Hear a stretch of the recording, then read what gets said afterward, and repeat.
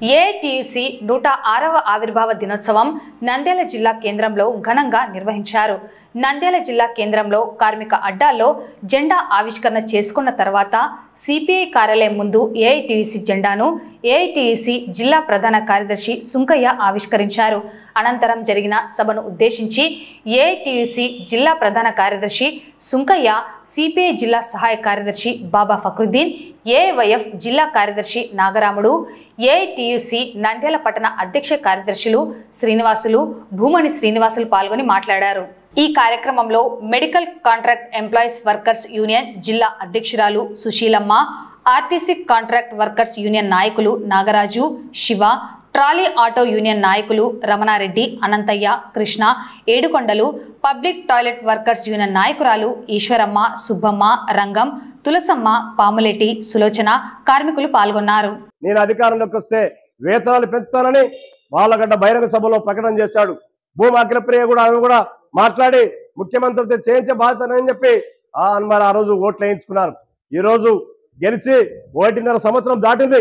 ఇప్పటి వరకు అంగన్వాడీ వర్కర్ల సమస్యల పరిష్కారం కాలేదు, ఆశా వర్కర్ల సమస్యల పరిష్కారం కాలేదు, మధ్యాహ్న భోజన వర్కర్ల సమస్యల పరిష్కారం కాలేదు, ఆటో కార్మికుల సంక్షేమ బోర్డు రాలేదు, అమాలి కార్మికులకు సంక్షేమ బోర్డు రాలేదు.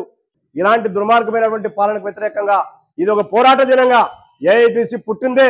మరి ఆ రోజు శ్రమజీవులకు, కార్మికులకు, పేద మహిళలకు అండగా ఉండేందుకోసం ఆ రోజు పుట్టింది.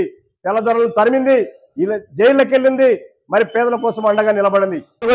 106వ ఏఐటీసీ ఆవిర్భావ దినోత్సవంలో పాల్గొని మరి కార్యక్రమాన్ని జయప్రదం చేసినటువంటి ప్రతి కార్మికులకు కూడా ఏఐటీసీ జిల్లా సమితి పక్షాన విప్లవం తెలియజేస్తూ శుభాకాంక్షలు తెలియజేస్తున్నాను.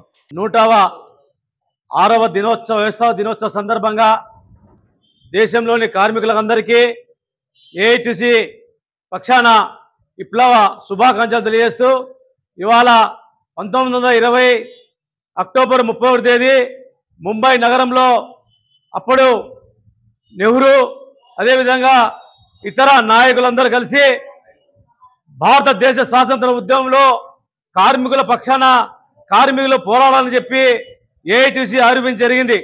నాటి నుండి నేటి వరకు ఇవాళ ఈ నరేంద్ర మోడీ ప్రభుత్వానికి, గతంలో ఉన్న అధికార పార్టీ నాయకులకు కార్మికుల పక్షాన పోరాటాలు చేసి కార్మికుల హక్కులను సాధించిన ఘనత ఒక ఏఐటీసీ అని చెప్పి మన గర్వంగా చెప్పాలా.